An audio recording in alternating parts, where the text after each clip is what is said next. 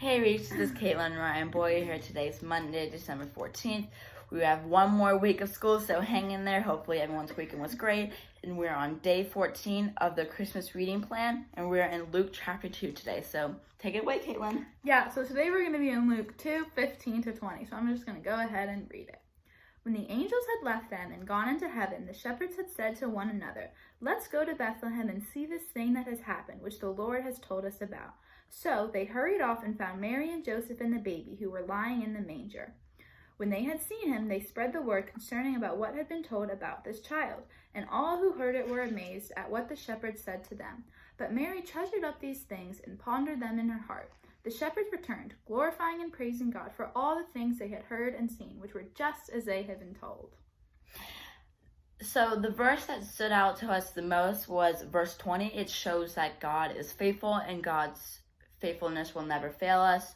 So Yeah, so just reading it one more time, it says, the shepherds returned, glorifying and praising God for all the things they had heard and seen, which were just as they had been told.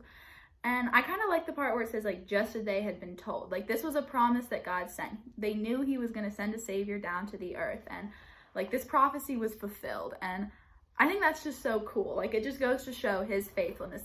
He said this was going to happen, and it happened. Like Ryan said, his word never fails. He just does everything for our good, and I just think that's really cool. And I also really like the first part where it's talking about how when the shepherds returned, they were glorifying and praising God. And I just think that shows, giving the glory back to God. That's just something really important to do, especially when, we see that, things he had told us have been fulfilled. And I think that's just a fun experience to, go through and witness. And, it's fun to give all the glory back to God. And, it's really fun. So we have a final reflection question for you guys. So how has God been faithful to us during the season of Christmas and COVID? How has he supplied us with the people and things we need to survive this? So, yeah.